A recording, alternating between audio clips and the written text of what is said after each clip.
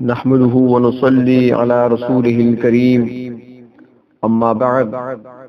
أعوذ بالله من الشيطان الرجيم بسم الله الرحمن الرحيم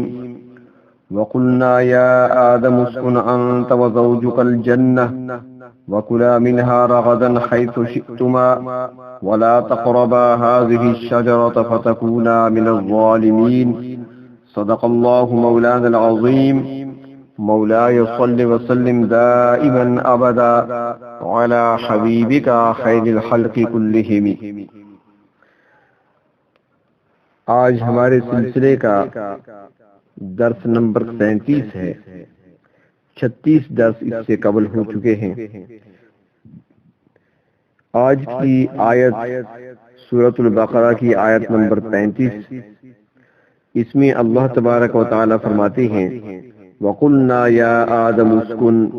اور ہم نے کہا اے آدم رہو تم، رہا کرو تم، انت وزوجک الجنہ، تم بھی اور تمہاری بیوی بھی جنت میں، وَكُلَا مِنْهَا، اور اس میں سے کھاؤ، رغداً حیث شئتما، خوب اچھی طرح جہاں سے چاہو، ولا تقربا، اور قریب نہ جانا، هذه الشجرہ، اس درخت کے، فتکونا من الظالمین، ورنہ تم ہو جاؤ گے حق تلفی کرنے والے۔ ہمارے استاد محترم اس کا ترجمہ یوں ہی کیا کرتے تھے، ظلم حق تلفی ہوتا ہے، کبھی انسان دوسرے کی حق تلفی کرتا ہے، کبھی انسان اپنی حق تلفی کر بیٹھتا ہے، یعنی نامناسب کام۔ فرشتوں پر فضیلت جب ثابت ہو گئی اور اللہ رب العزت نے حضرت آدم علیہ السلام کی فرشتوں سے تکریم و تعظیم بھی کرا لی اور ان کو بطور اپنے خلیفہ کے انتخاب بھی ان کا ہو گیا، تو اب حضرت آدم علیہ السلام کو جنت میں ٹھہرایا گیا۔ اور چونکہ حضرت آدم علیہ السلام تنہا تھے، اکیلے تھے، تو ان کی وحشت کو دور کرنے کے لیے اللہ رب العزت نے اپنی قدرت کاملہ سے حضرت حوا کو پیدا فرمایا، جو کہ حضرت آدم علیہ السلام کی بیوی ٹھہری۔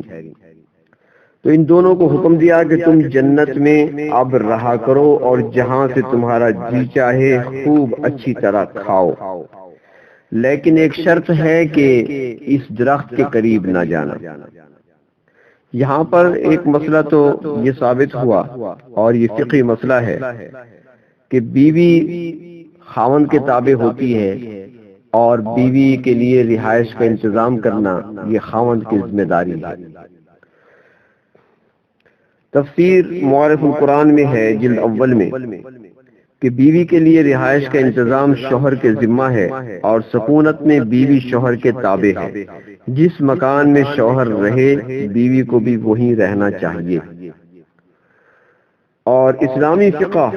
جلد 2 صفحہ 122 اس میں ہے کہ اگر عورت سسرال والوں کے ساتھ نہ رہنا چاہتی ہو اور مرد علیحدہ مکان دینے کی طاقت نہ رکھتا ہو تو کم از کم اسی گھر میں علیحدہ ایک کمرہ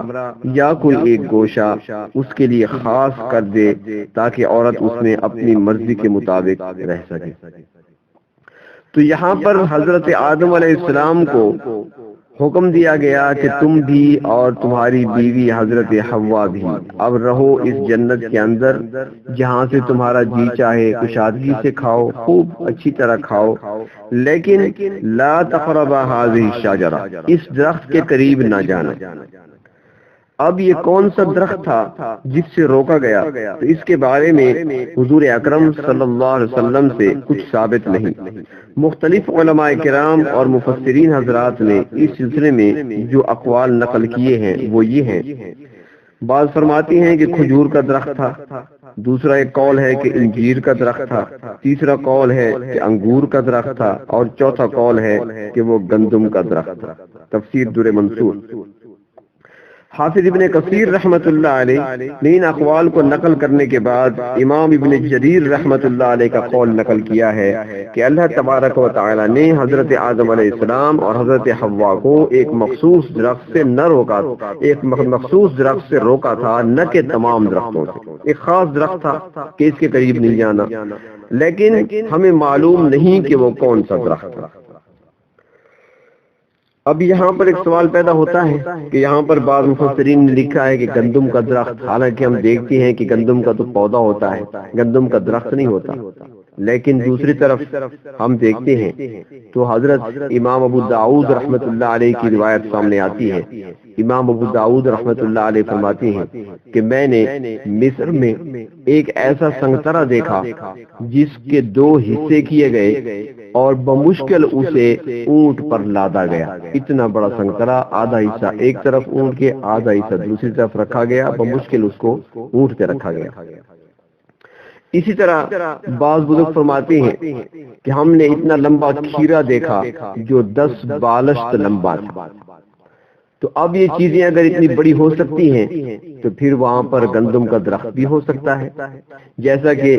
ایک حدیث شریف میں آتا ہے کہ جب حضرت عیسیٰ علیہ السلام دوبارہ زمین پر تشریف لائیں گے تو ان کے تشریف لانے کے بعد خیر و برکت کا زمانہ ہوگا اور ایسی برکت ہوگی تو فرمایا کہ انار کا جو چھلکا ہے وہ آدھا حصہ اس کا اگر خیمہ بنایا جائے گا تو اتنا بڑا خیمہ بنے گا کہ اس کے نیچے 10-20 آدمی آرام سے بیٹھ سکیں گے۔ اب جب اتنا بڑا انار ہو سکتا ہے تو گندم کا درخت بھی ہو سکتا ہے۔ تو بہر طور اللہ رب العزت نے فرمایا کہ اس درخت کے قریب تم نے نہیں جانا۔ تو یہاں پر ایک مسئلہ بڑا اہم ہے اور اس کو سمجھنا بھی بہت ضروری ہے، جس کو کہتے ہیں عصمت انبیاء۔ یہ ایک اہم مسئلہ ہے جس میں معمولی سی کوتاہی بھی دولت ایمان سے محرومی اور ہمیشہ ہمیشہ کی بدبختی کا سبب بن سکتی ہے۔ حضرات صحابہ کرام رضی اللہ تعالی عنہم کے دور سے لے کر اب تک اس بات پر تمام مسلمانوں کا اتفاق ہے کہ اللہ تبارک و تعالیٰ کے بھیجے ہوئے تمام انبیاء کرام علیہ السلام ہر قسم کے چھوٹے بڑے گناہوں سے معصوم ہیں۔ ان کی اصل فطرت وہی ہے جس فطرت پر فرشتوں کو پیدا کیا گیا، لیکن فرشتوں میں سرے سے وہ مادہ موجود نہیں جو ان سے گناہ کے کام کرائے، اور انبیاء کرام میں یہ مادہ موجود ہے، لیکن انبیاء کرام ہر وقت اللہ تعالیٰ کی حفاظت میں رہتے ہیں، اس لیے نفس اور شیطان کے شر اور ان کی مداخلت سے محفوظ رہتے ہیں۔ جس طرح معصومیت تمام فرشتوں کے ساتھ لازم ہے اور ان سے ایک لمحے کو بھی جدا نہیں ہو سکتی، اسی طرح انبیاء کرام علیہ السلام کے ساتھ معصومیت لازم ہے اور ان سے ایک لمحے کے لیے بھی اس کو الگ نہیں کیا جا سکتا۔ تو اب یہاں پر دیکھیں کہ گناہ کسے کہتے ہیں۔ گناہ اللہ تعالیٰ کی اس نافرمانی کو کہا جاتا ہے جو اپنے قصد اور ارادے سے نفس کے تقاضوں اور شیطان کے بہکاوے میں آ کر کی جائے۔ لہذا اللہ تعالیٰ کی نافرمانی کا قصد اور ارادہ نہ ہونے کے باوجود غلطی یا بھول کی وجہ سے اللہ تعالیٰ کے حکم کی خلاف ورزی ہو جانا گناہ میں داخل نہیں، کیونکہ حضور اکرم صلی اللہ علیہ وسلم کا ارشاد ہے اللہ تعالیٰ نے میری امت سے ان کاموں پر مواخذہ ہٹا دیا ہے جو وہ بغیر ارادے کے یا بھول کر کریں گے۔ تو اب گناہ، بعض لوگ کہہ دیتے ہیں حضرت آدم علیہ السلام معاذ اللہ ان سے گناہ ہو گیا، اللہ رب العزت نے فرمایا تھا اس درخت کے قریب نہ جانا، وہ چلے گئے، اس کا پھل کھا لیا۔ تو یہاں پر یاد رکھیں کہ گناہ کے لیے ایک مثال دیتا ہوں، آسان سی مثال ہے، امید ہے کہ آپ کو آسانی سے بات سمجھ آ جائے۔ فرماتے ہیں علماء کرام کہ گناہ کے لیے 3 شرطوں کا پایا جانا ضروری ہے۔ مثلا پہلی شرط، کسی چیز کی ممانعت کا حکم واضح طور پر موجود ہو کہ یہ کام نہیں کرنا، حکم موجود ہے، کرنے والا جب کر رہا ہے تو وہ اپنے ارادے سے کر رہا ہے، ارادتاً، بھول کر نہیں کر رہا، غلطی سے نہیں کر رہا، ارادے سے کر رہا ہے۔ تیسری شرط، جب وہ کام وہ کر رہا ہے اسے یاد بھی ہے، اسے یاد بھی ہے کہ اس کام سے مجھے روکا گیا ہے، اور جان بوجھ کر کر رہا ہے اور یاد ہونے کے باوجود کر رہا ہے۔ جب یہ تینوں شرطیں ہیں تو پھر وہ گناہ ہوگا۔ اگر شرط کوئی نہیں پائی گئی تو وہ گناہ نہیں کہلا سکتا۔ مثال کے طور پر رمضان کا مہینہ ہے، ایک روزے دار روزہ رکھتا ہے، صبح سے لے کر غروب آفتاب تک ممانعت ہے، حکم موجود ہے، کچھ کھا نہیں پی سکتا، کچھ کھا پی نہیں سکتا، ممانعت ہے، حکم موجود ہے، ہر مسلمان جانتا ہے، ہر روزہ دار جانتا ہے۔ اب ایک شخص نے روزہ رکھا صبح، اب اس نے غروب آفتاب تک کچھ کھانا پینا نہیں ہے، لیکن درمیان میں وہ بھول گیا، وضو کرنے گیا، وہاں پر بھول گیا، اسے یاد نہیں رہا، اس نے پانی پی لیا، خوب سیر ہو کر پانی پی لیا، بعد میں یاد آیا، کسی سے مسئلہ پوچھا تو یہ مسئلہ اب سارے مسلمان جانتے ہیں کہ اس نے اگر ایسا پانی پی لیا ہے تو اس پانی پینے سے اس کا روزہ نہیں ٹوٹے گا۔ کیوں نہیں ٹوٹے گا؟ حکم تو موجود ہے، اللہ کا حکم تھا غروب آفتاب سے قبل کچھ کھانا پینا نہیں، اگر جان بوجھ کر لیا تو کفارہ دینا پڑے گا، 60 روزے رکھنے پڑیں گے۔ اب اس نے تو پانی سیر ہو کر پی لیا، خوب جی بھر کر 2 گلاس پانی کے، ٹھنڈے پانی کے پی لیے، تو کہا جائے گا بات یہ ہے کہ حکم تو اللہ کا موجود تھا، لیکن اس نے بھول کر پیا ہے اور اس نے بغیر ارادے کے پیا ہے، اس کا ارادہ بھی نہیں تھا روزہ توڑنے کا، اس کا ارادہ بھی نہیں تھا پانی پینے کا، اور جب وہ پی رہا تھا اسے یاد بھی نہیں تھا، جب اسے یاد نہیں اور جب اس میں ارادہ نہیں پایا گیا تو وہ گناہ نہیں کہلاتا،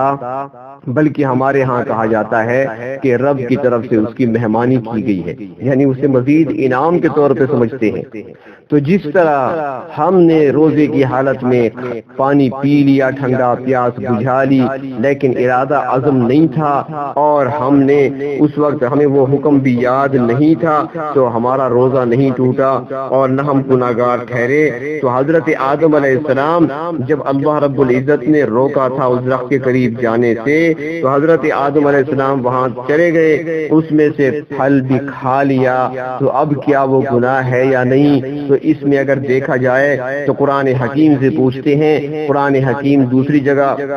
خود اس کی تفصیل بیان کرتا ہے، سورۃ طٰہٰ آیت نمبر 115، اللہ تعالیٰ فرماتی ہیں فَنَسِیَ وَلَمْ نَجِدْ لَهُ عَزْمًا، پس آدم بھول بیٹھے اور ہم نے ان میں پختگی بھی نہیں پائی، یعنی وہ روکا تو تھا، اللہ کا حکم موجود تھا، ممانعت تھی، لیکن حضرت آدم علیہ السلام اس وقت بھول گئے اور ان کے اندر عزم بھی نہیں پایا گیا۔ جب عزم بھی نہیں تھا اور یاد نہیں تھا، بھول گئے، تو پھر گناہ کیسے ہو سکتا ہے؟ اس لیے گناہ نہیں ہے، لیکن انبیاء علیہ السلام سے گناہ ہو ہی نہیں سکتا، کیونکہ وہ ہر وقت اللہ رب العزت کی حفاظت میں ہوتے ہیں اور ان پر عصمت کی چادر پڑی ہوتی ہے، اس لیے وہ معصوم ہیں ہر قسم کی خطاؤں سے اور غلطی سے۔ انبیاء کرام علیہ السلام سے اس طرح کے جو کام اللہ تعالیٰ نے خلاف اولا صادر کرائے ان میں کئی حکمتیں بھی ہیں، مثلا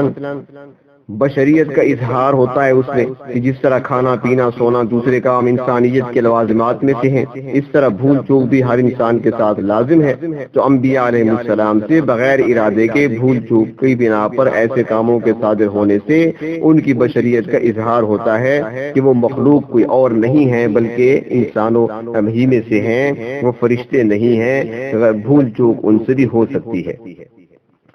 دوسری بات یہ ہے کہ جب اس طرح کے کاموں کے بعد انبیاء کرام علیہ السلام اللہ رب العزت کے سامنے ہاتھ پھیلاتے ہیں اور دعا مانگتے ہیں، استغفار کرتے ہیں، تو ان کی عظمت میں مزید اضافہ ہوتا رہتا ہے۔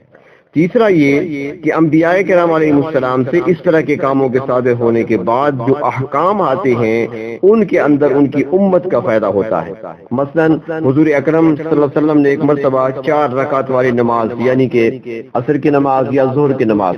آپ نے بجائے 4 رکعت پڑھنے کے 2 رکعت پڑھ لی۔ ایک صحابی نے پوچھا یا رسول اللہ صلی اللہ علیہ وسلم کیا نماز میں کمی کر دی گئی یا آپ بھول گئے؟ تو آپ نے فرمایا نہ کمی کی گئی نہ بھولا ہوں بلکہ بھلا دیا گیا ہوں۔ اس کے بعد 2 رکعت ادا کی گئیں، سجدہ سہو ادا کیا گیا۔ تو اب اگر اس طرح آپ کو بھلایا نہ جاتا تو امت کو سجدہ سہو کا طریقہ کیسے معلوم ہوتا؟ اس طرح ایک مرتبہ دوران سفر راستے میں پورا لشکر سو گیا، اللہ کے رسول صلی اللہ علیہ وسلم بھی اس میں موجود تھے، آنکھ لگ گئی، تھکاوٹ تھی، سو گئے۔ آنکھ اس وقت کھلی جب سورج کی کرنوں نے اللہ کے محبوب کے چہرے انور کے بوسے لیے۔ آنکھ کھلی، نماز قضا ہو چکی تھی، نماز قضا ادا کی گئی، اب اگر آپ کو صلح نہ دیا جاتا تو قضا نماز پڑھنے کا طریقہ امت کو کون بتاتا؟ تو اس کے اندر حکمتیں ہیں۔ اب اگر حضرت آدم علیہ السلام وہ شجر ممنوعہ کے قریب نہ جاتے، وہ پھل نہ کھاتے، تو پھر امت ان عظیم جملوں سے محروم رہ جاتی، ربنا ظلمنا انفسنا وان لم تغفر لنا وترحمنا لنکونن من الخاسرین۔ تو پھر یہ امت کو کیسے نصیب ہوتی یہ دعا؟ تو بھارتوں اس کے اندر بعض حکمتیں بھی اللہ رب العزت نے رکھی ہیں، لیکن انبیاء علیہ السلام معصوم من الخطا ہوتے ہیں، اور اس لیے کہ قرآن حکیم میں دیکھ لیا جائے سورۃ النساء آیت نمبر 80